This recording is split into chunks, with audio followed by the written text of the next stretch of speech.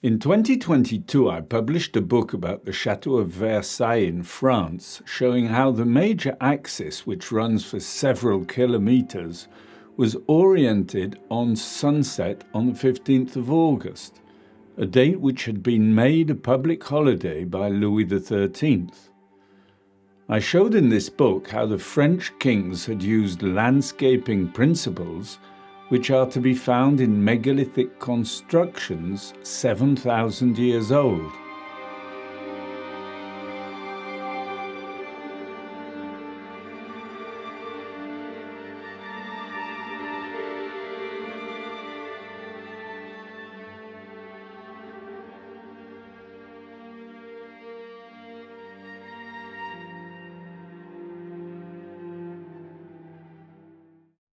In this video, we're going to look at the City of London, and in particular the very well-known Buckingham Palace. Immediately opposite the main entrance to Buckingham Palace, in the centre of a roundabout, is an incredible monument called the Victoria Memorial. It was unveiled on the 16th of May 1911, although it was not completed until 1924. I have found no explanation for the choice of this date. It was designed and sculpted by one single person, Sir Thomas Brock, and it is considered to be a major work of British art. The Mall, the name of the straight avenue leading up to Buckingham Palace, was slightly shortened to make room for the Victoria Memorial. Construction of the Admiralty Arch at the other end of the mall took place simultaneously, as did a redevelopment to clear a path directly from that road into Trafalgar Square. The entirety of Buckingham Palace was also refronted. This global project was led by Sir Aston Webb, and we shall discover shortly his undisclosed plan. The Victoria Memorial was the centrepiece of the stage for the concert at Queen Elizabeth II's Diamond Jubilee in 2012, showing its continued importance in royal affairs. In Trafalgar Square is the monument known as Nelson's Column, built in honour of Admiral Nelson, who was victorious at the Battle of Trafalgar. It was initially planned to be 203 feet tall, a rather strange measurement until you realise it is 61.8 metres or 100 over phi. But it finally measures 169 feet and 3 inches or 2,031 inches or 51.59 metres. So it is exactly 5/6 of its initially planned height, or phi squared over pi. The shaft of the column measures 98 feet, or 2 times 7 squared, and this has a relationship to the overall height through the square root of 3. But now we're going to look at the relationship between the Victoria Memorial and Nelson's Column.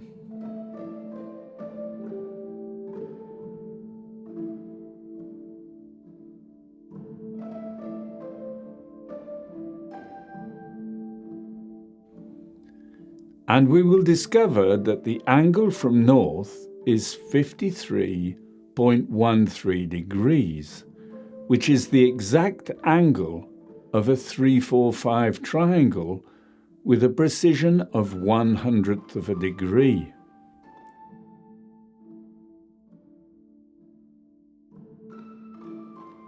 The distance is 3,600 feet. So, as Nelson's Column was there first, we must assume that the Victoria Memorial was placed accordingly. So why doesn't the mall lead right up to Nelson's Column? What is this specific axis? To understand this, we have to look at the geometry of the Admiralty Arch, which has a concave shape.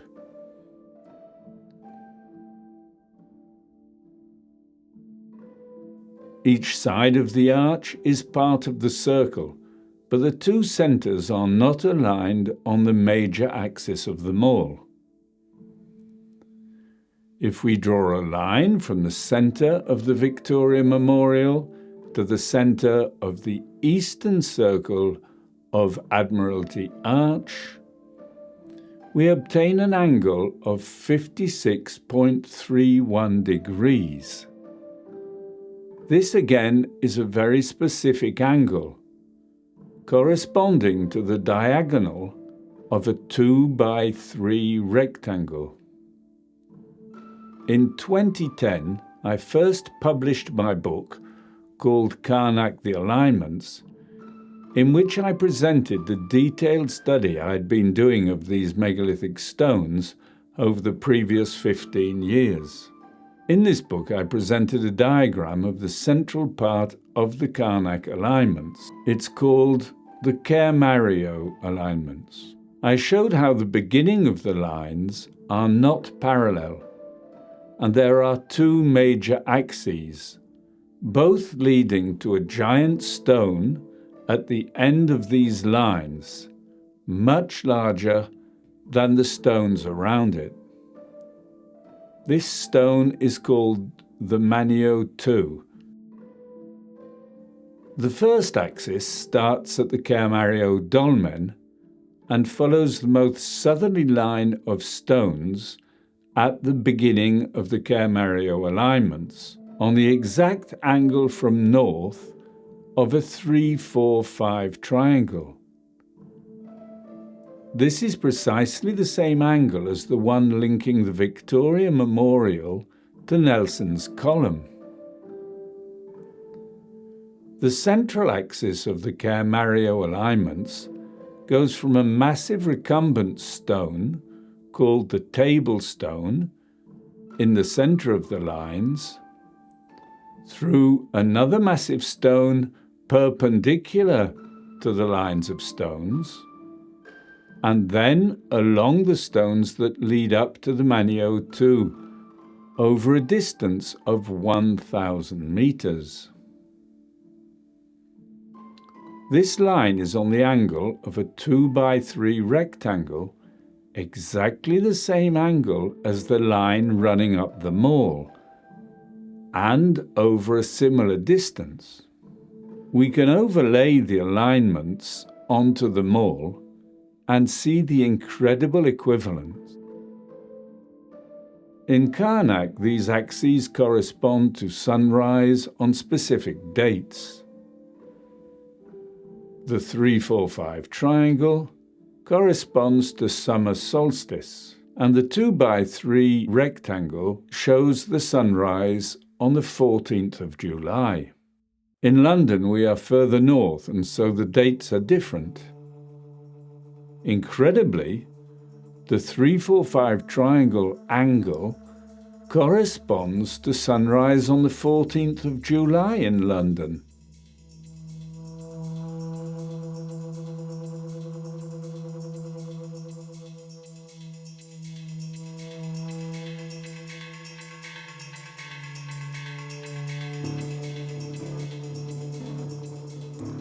Whereas the 2x3 rectangle gives the date of the 18th of May. However, if we look at the centre of the circle on the western side of Admiralty Arch, we see it is aligned to the central arch of the three, and this alignment corresponds to sunrise on the 16th of May, which was the date of the unveiling of the Victoria Memorial. So the day that thousands of people gathered in front of Buckingham Palace to celebrate the reign of Queen Victoria, the sun had risen and had shone its rays straight down the mall onto the statue of Queen Victoria herself, who was sitting there to watch it. Unfortunately, she had not yet been unveiled, but she would have been able to watch it the following day and also on the 18th of May. In my work on the site of Tiwanaku in Bolivia, I have shown the importance of sunset on the 18th of May, shining down a line which links together the 5 aligned gateways in the Tiwanaku site. The doors of Kantatalita, the sunken temple, the main Kalasasaya enclosure,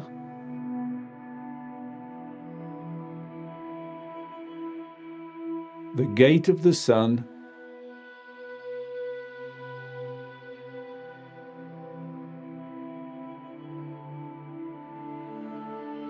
and finally the Gate of the Moon.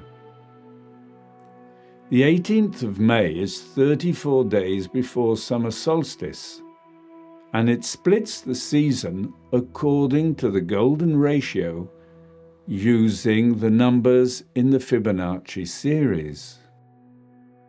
This line is at an angle of 20.91 degrees from west, which corresponds to the angle of a golden rectangle squared, 1 over 2.618.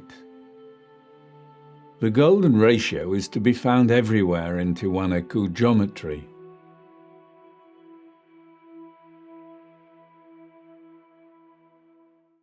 But what about the 14th of July? Why should this date be celebrated in megalithic Carnac, in post-revolutionary France, and in London?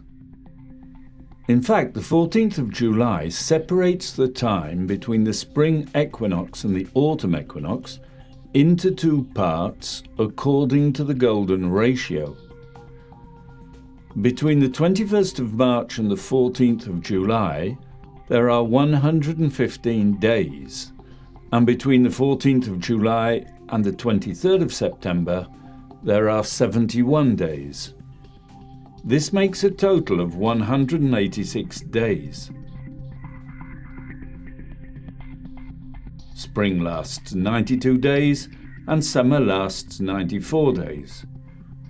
If we divide 115 by 71, we obtain 1.6197, which is the equivalent of 34 divided by 21 in the Fibonacci series.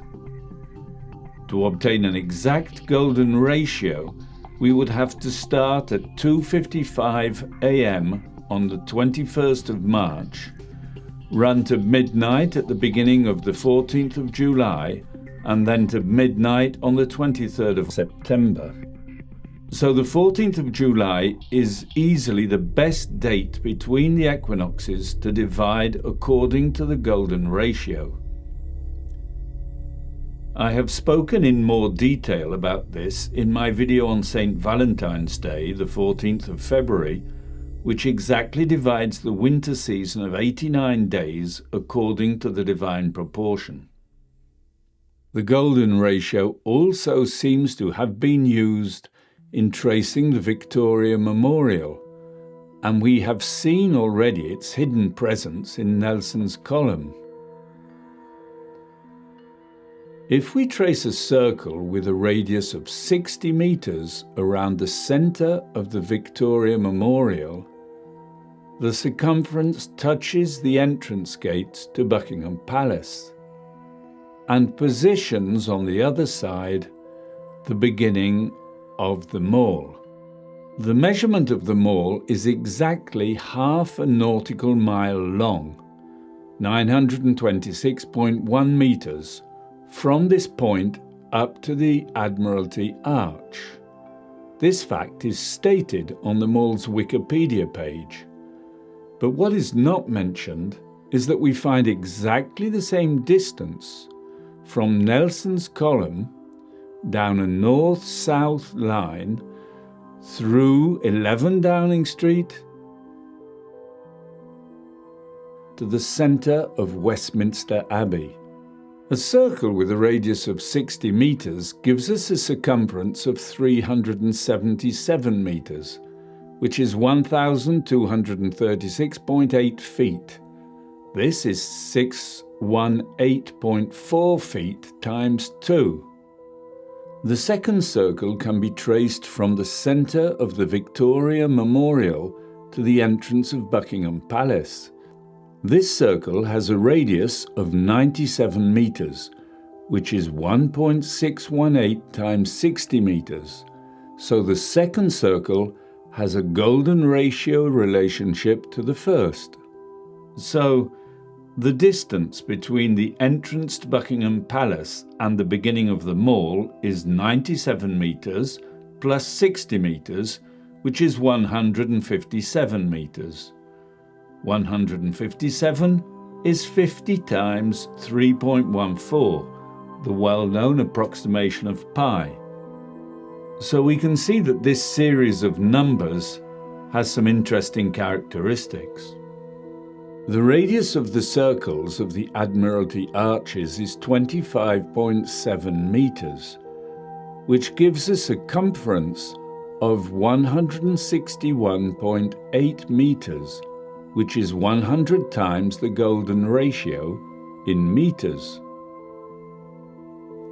There must be a lot more geometry and number play to be discovered here. But I think we have understood the essential facts. The landscape architects of central London at the beginning of the 20th century were using the same principles as the French kings in the 17th century and the megalithic builders from 7,000 years ago. If you enjoyed watching this video, then please like and subscribe by clicking on the link just here on my photo. And you can share the links, of course, with all your friends so that more people can understand the beauty of this forgotten knowledge which seems to have disappeared from our planet. Bye-bye.